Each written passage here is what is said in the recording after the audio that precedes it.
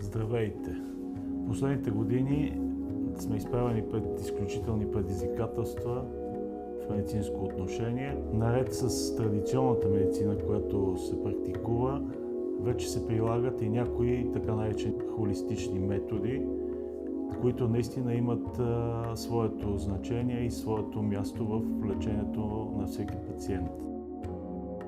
Халотерапията е позната още от древни времена, още в Персия, в Месопотамия, в Древен Китай.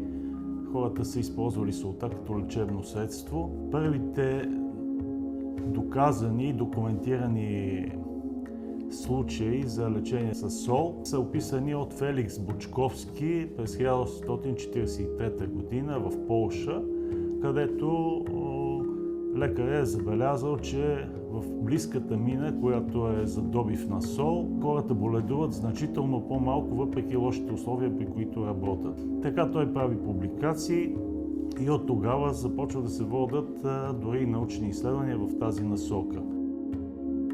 Халотерапията е терапия с сол, просто казано на български, идва от наименованието на халос, което на гръцки означава сол.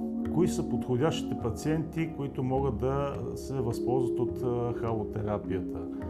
Това са както деца, както бременни, както възрастни, както и много възрастни хора.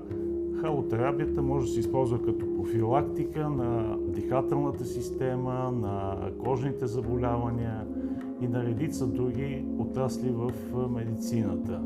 Знаете, че има вече много обособени солни стаи. Важното тук е да се каже, че солната стая не е подходяща, примерно за хора с онкологични заболявания, хора с активна туберкулоза, хора с температура в момента, фебрилни. Подходяща е повече, може би, като профилактична дейност и като възстановителна такава, след прекарани вирусни инфекции, след прекарани заболявания, засягащи респираторната система. Желателно е един курс да се провежда 2-3 пъти седмично, като хората, които посещават солната стая, трябва да знаят, че това е просто едно допълнение към лечението на пациента за по-добро възстановяване и за предотвратяване от риска на усложненията на съответно заболяване. Изключително много добре се повлияват деца. Вирусните инфекции наистина върлуват в огромни размери в цял свят.